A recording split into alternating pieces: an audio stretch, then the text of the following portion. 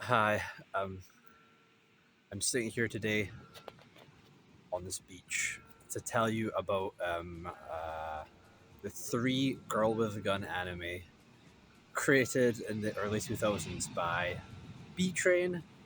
Beetrain, that's her name. That's their name.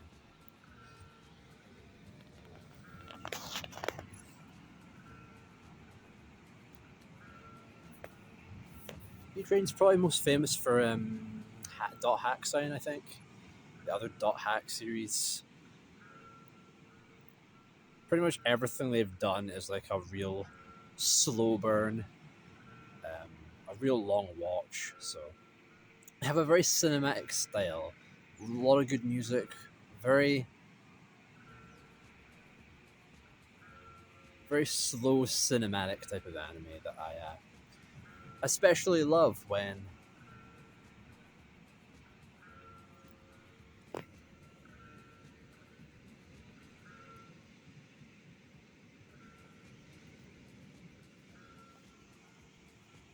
I have like no idea what the fuck they're on about half the time, but very atmospheric. I enjoy the atmosphere of B Train's stuff, and I think I pretty much got into them through their trilogy of Girl with Gun anime. Very underrated genre. Doesn't really exist now so much. It's like 7 a.m. by the way. It's like sort of sunrise. It's not like blinding, but it's annoying enough. It's annoying enough that I kind of can't see very. I can see fine. It's just like a little bit. I'll probably be looking like I'm grimacing the whole time. But so let's start with there's three of them. There's Noir, Madlax, and El Cazador de la Bruja, which is very fun to say. To say terribly because I can't speak any language really. I'm not very multilingual. They're all very good. They're all very good in very different ways, and I'd recommend them for different things. But I feel like they all still hold up as this nice little tight trilogy that I absolutely love. Very good shit.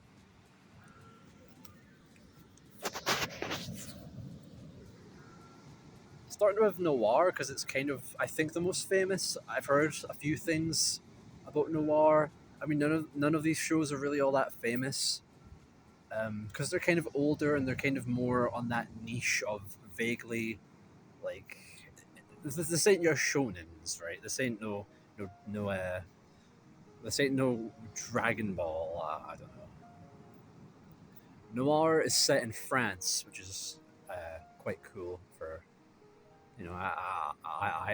I've been set in France. I've been there once or twice. It's quite cool.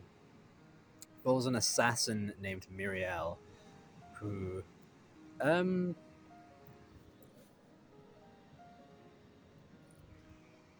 she's contacted by another assassin who's even younger than she is and has no memory of how she got into the business of shooting generic bad guys. And she also happens to have a locket that Muriel owned when she was a child. And so the two of them have a connection they don't really know, they don't really understand, and so they become Noir, which is like this sort of mythological figure in the crime world.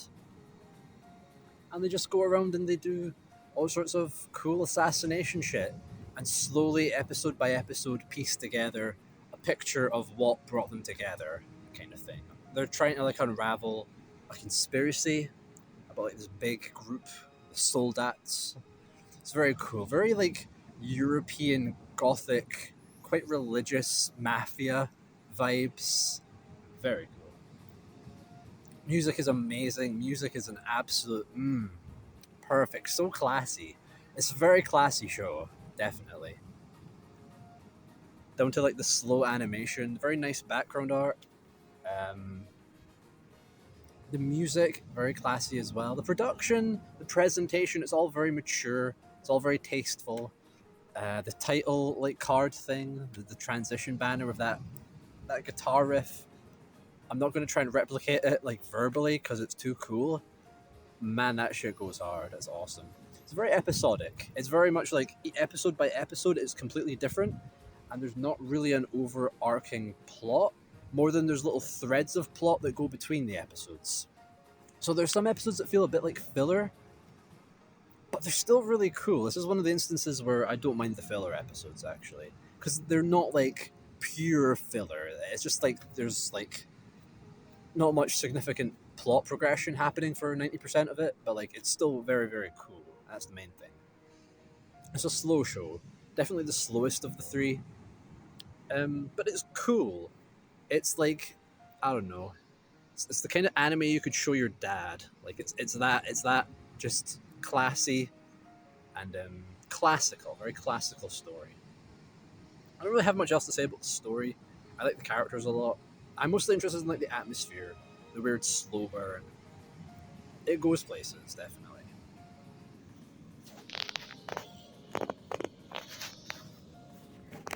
Muriel, she's very cool. All the fights, all the gunfights feel very realistic. There's not like any crazy anime shit going on. It's just here's gun combat. It's pretty good. It kind of has the problem of stormtrooper syndrome, where all the people they're shooting are just useless. They're just like hordes of grunts, a load of just a load of like men in black. You just exist to get shot at basically, but it still looks cool. That's the main thing.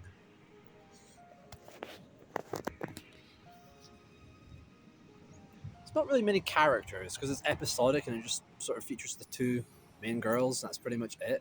There's also another, however, pair of characters who are they're sort of almost rival mirror image assassins. I forget what one of them's called because she does nothing for like most of the show, and then shows up towards the end and starts being really cool. And then the other one, I forget her name.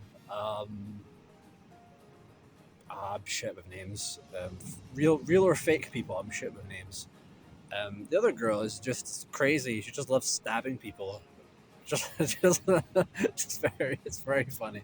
She has a very cool design. It's a very slightly alien, very unsettling appearance. I love the character designs. They're very good.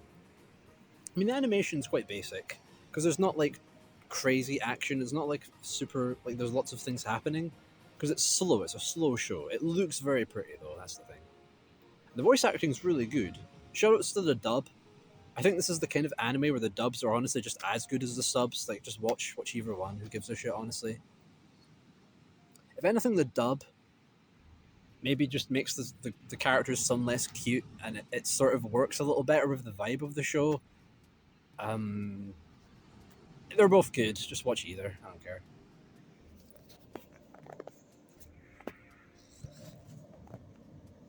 It's got like a very sort of like melodramatic, almost like classical theater kind of feel to it. I'm not sure why it's called noir because it's not really like film noir, but I mean, it's a cool name. It still fits the show very well, I'd say.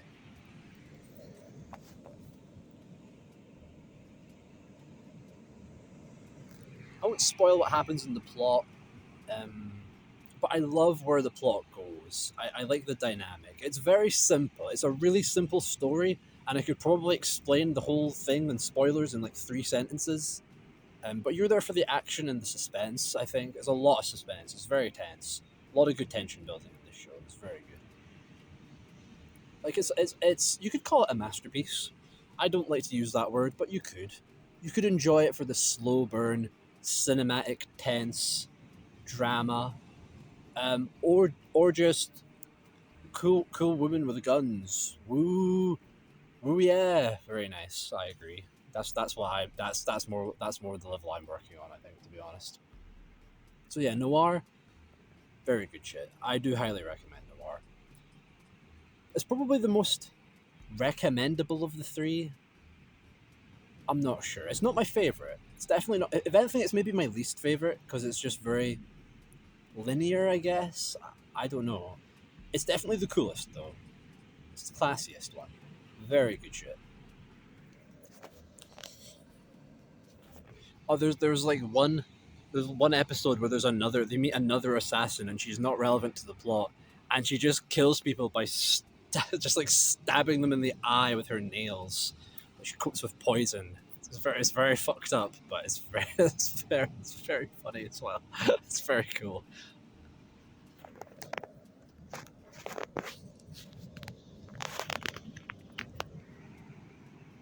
So yeah, if you want a cool atmosphere, slow burn, suspenseful, almost feels like an espionage kind of thing at times.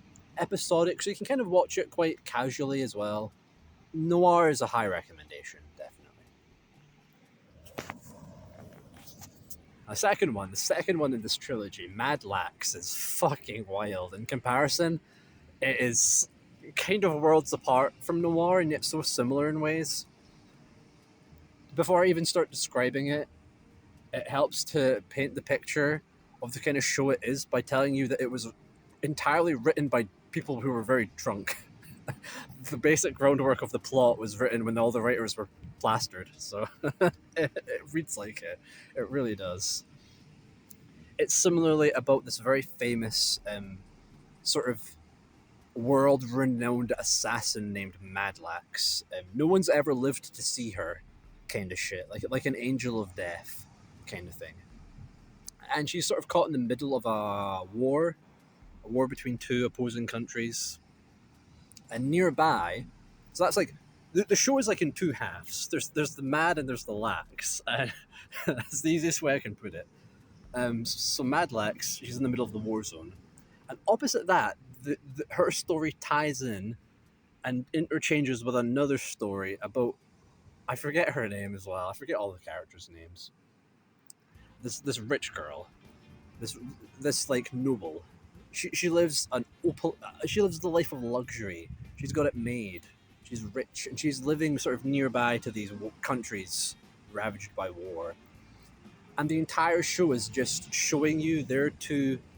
It's like you're watching two shows at once almost. Some episodes it's just Madlax. Some episodes it's just I forget her name. It's really annoying. It's just the rich girl. I'm just going to call her that because I'm lazy. Sometimes it's whole episodes of either. Sometimes it's a bit of both.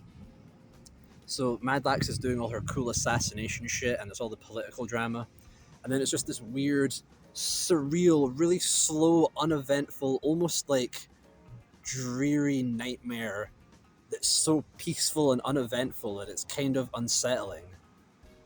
Story about this girl, this rich, affluent, noble. She's a noble, maybe, I forget. I think she's just rich parents probably. The two stories go side by side. Madlax is fighting, doing all the cool gunslinger shit. They put her in like a wedding dress for some scenes. It's a lot less tasteful than Noir. They totally they totally go crazy with it in this one. They make her like shoot people. She does all crazy anime jump flip gun toting shit in a wedding dress kind of thing. It's so dumb compared to Noir. And similarly, there's just that girl going about living her boring rich girl life, complaining about red shoes and trying to stop this book getting stolen. That book is a big part of it. There's people trying to, like, almost like they're trying to hunt her, but nothing happens to her. It's like she's almost impervious in a weird way. Is the vibe. Yeah. It's just her mundane, slow, bizarre daily life. It's very surreal and very dreary. I'm not sure how to put it. It's got such a weird atmosphere, but it's very cool. And the two of them, you can tell that they immediately, the show episode 1 is telling you there's a connection between the two that's extremely deep. They seem to like share thoughts and almost share a stream of consciousness at times, despite them not doing anything similar. It's weird. It's such a hard thing to describe. All the other characters are very cool.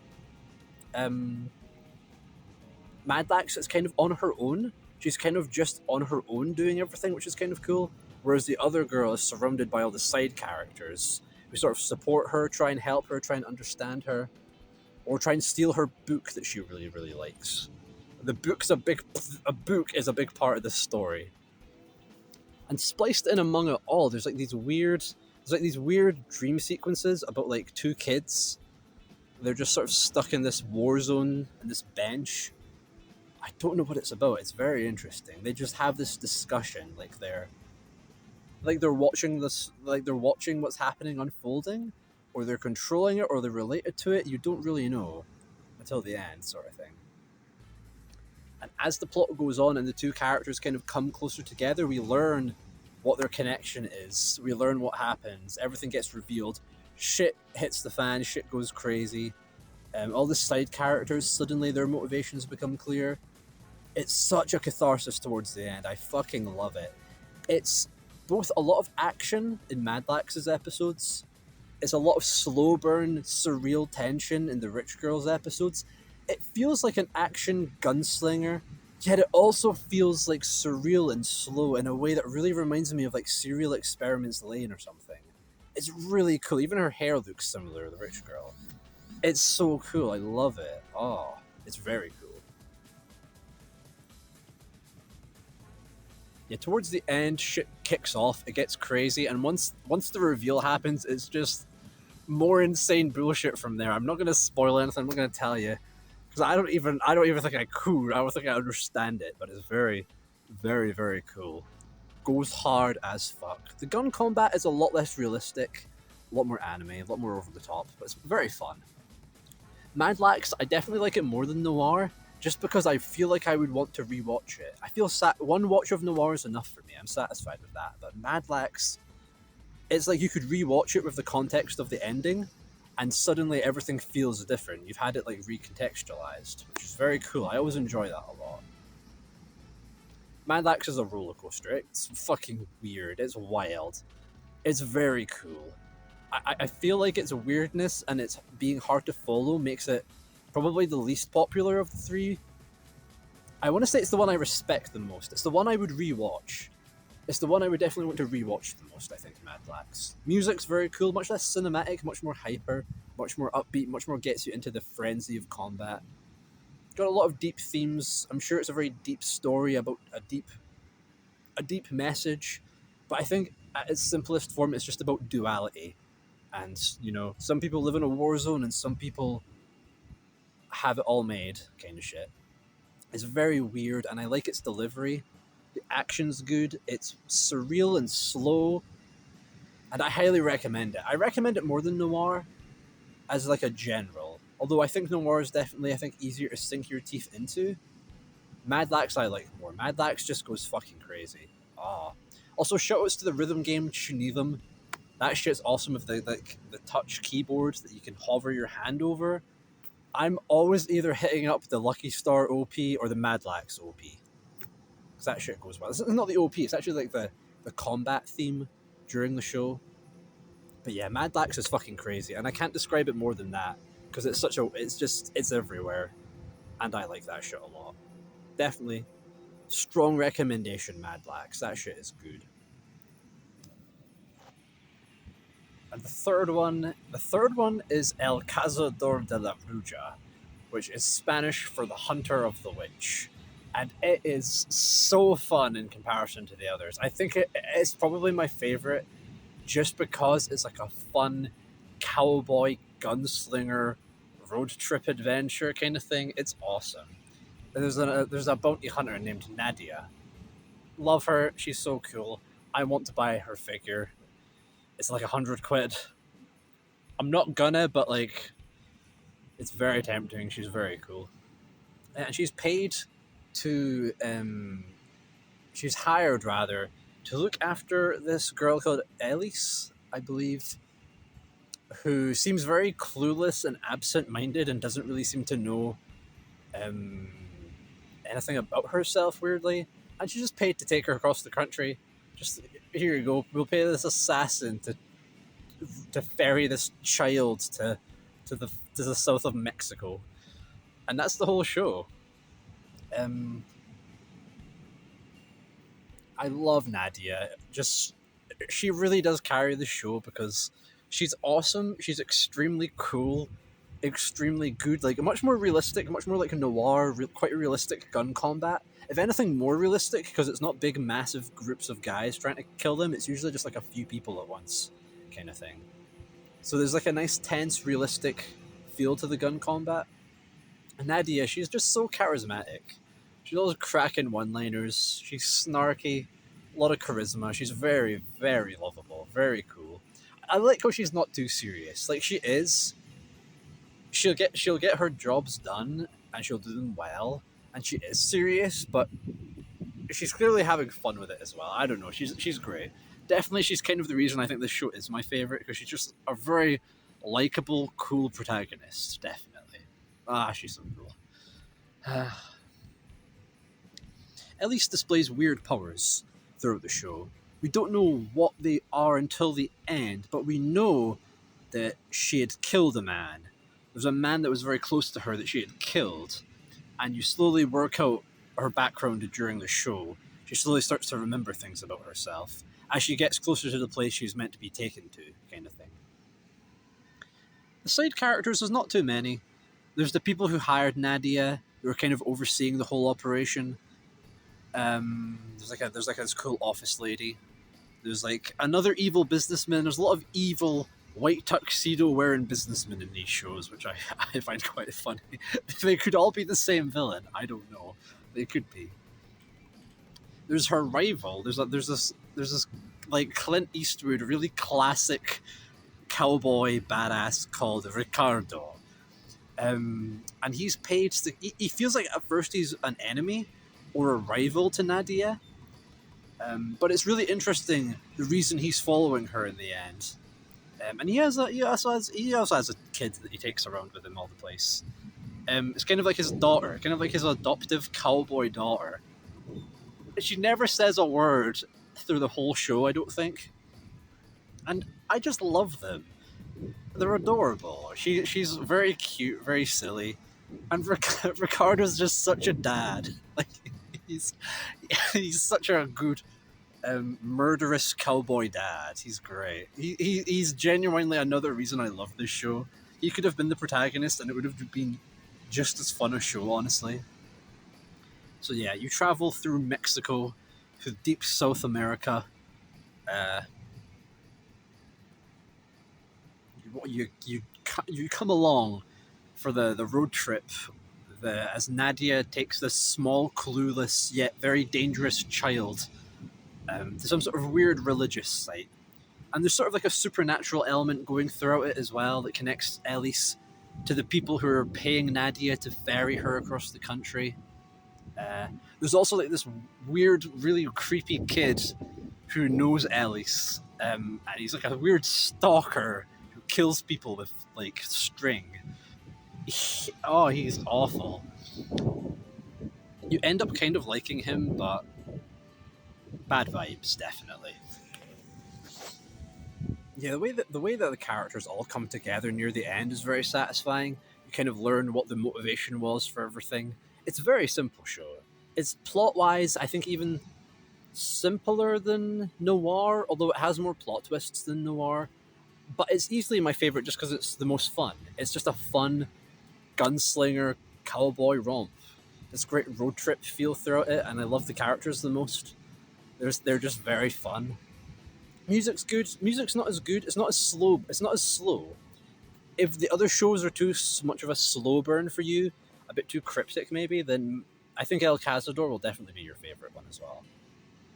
The places they go to look cool. I love the desert atmosphere. I love the vibe of it. It's a slow burn and there's a mystery as well, but it doesn't weigh down everything as well as much as the other shows do, which I really like. That's kind of all I've got to say. It's really a lot simpler than the other ones, and I think that's just why I like it the most. It's just fun. It's just a good time all around, you know. It's also 24 episodes. They're all 24 episodes, so sort of on the 2 seasons, slightly bit of a time investment kind of show, but like it's not that bad. You can watch all of them in a couple of days. Like, yeah, the places they go to in El Cazador are fun. I think the variety in the places they end up going to is also another reason why I like it so much. They go to like an onsen, to like a hot springs in Mexico in the desert. Is that a thing? Maybe. I've never been to Mexico. But yeah, definitely my favorite one. Nadia's awesome. The characters are fun. The mystery, the supernatural mystery is nice. It's not too heavy on its themes, but it's just like perfect balance of all things. Fun throughout. Good shit. El Cazador de la Bruja is definitely my favorite of the Beetrain Girl with Gun anime. I just love Nadia. She's the only Latino anime girl I can think of off the top of my head. So she's kind of carrying a whole genre. So gotta salute that shit. She just looks awesome. She's just awesome. That's all I've got. It's really windy and cold, and it's gonna rain in like 5 minutes, so I have to rush home. So yeah, there you go. I'm probably gonna be completely overpowered by the wind, but I'm gonna stand over here. Hold on.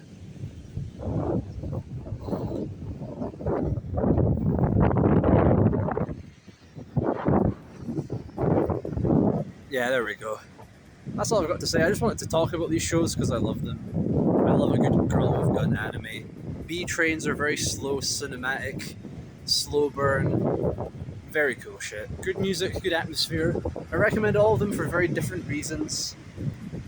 Beetrain would also go on to make Phantom, Requiem for the Phantom, which is also almost a Girl with Gun, but more just like a general psychological, tense, slow burn gun combat anime that's very cool. I talk about, but I think I've done enough talking. So thanks for listening to me rant about really stupid anime, really dumb shit all around. And I'm gonna go home now before I die of cold and starvation, and probably other things as well that I've not yet found out about, like cholera. All right, see you later. Bye bye.